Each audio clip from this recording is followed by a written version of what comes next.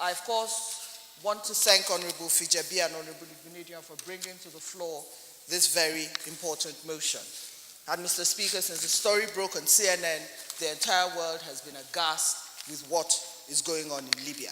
But Mr. Speaker, so with your kind permission, and of course the kind permission of my colleagues, I'd like to take us back to the history of Libya and remind this House that Libya has always had a slave tradition.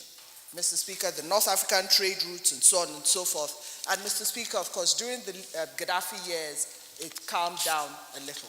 But post-Gaddafi Libya is an entirely different kettle of fish, Mr. Speaker.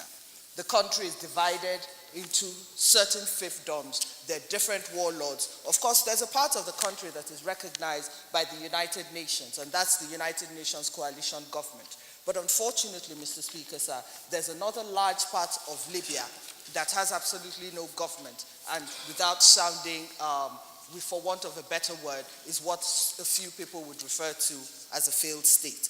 But let me speak about what the Nigerian government has done with regards to this. Mr. Speaker, sir, I am aware that only last Tuesday, 234 Nigerians were repatriated from Libya. I'm also aware that in the last year, Nigerian government, working with the International Organization on Migration, as well as NAPTIP, have brought back at least 3,000 Nigerians from Libya. Mr. Speaker, I'm sure you're aware that only very recently, Nigeria appointed a new ambassador to Tripoli.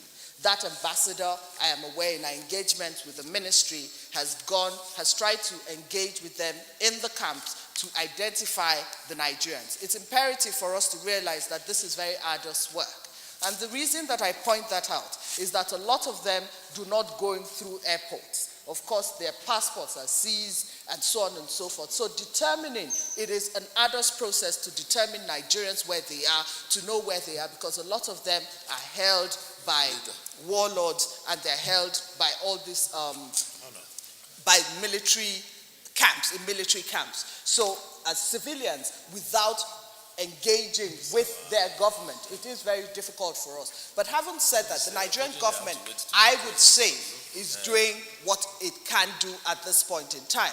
Of course, I also think that the reason why this is very important for this parliament to bring it up, as far as repatriation is concerned, I think a bit more work has to be done, but a lot of work has been done. And to that end, I would say that much. But having said that, Mr. Speaker, I think that what is very important and what this outcry by CNN and other parliaments has brought to the fore is that there needs be a greater international coalition about peace enforcement and ensuring that government is brought back to Libya in such a way that other responsible governments can engage with a government, not of some part of Libya, but all of Libya.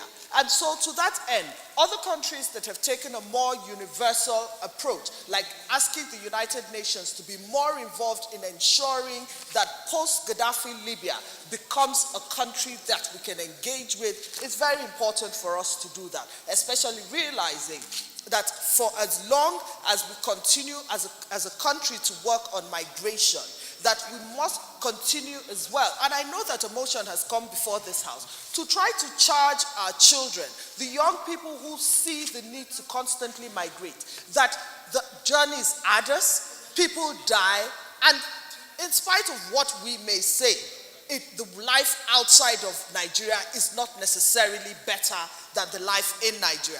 A certain young man who was brought back, I don't recall his name at this point, said, and I know he was sent back to Edo State, but he has taken it upon himself to educate people that migration, and in his words, and I quote, they have no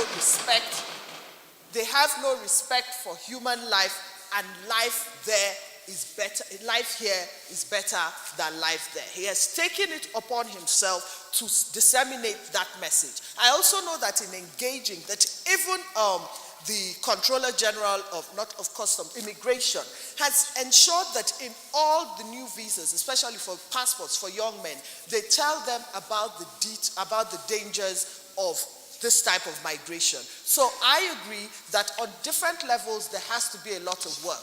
One, there has to be a lot of information and education to our children to make them realize the dangers of that. On an international level, I think that Nigerian permanent rep at the United Nations should put pressure with all other countries to ensure that there is more interest in post-Gaddafi Libya, because an unsafe Libya is necessarily an unsafe Africa.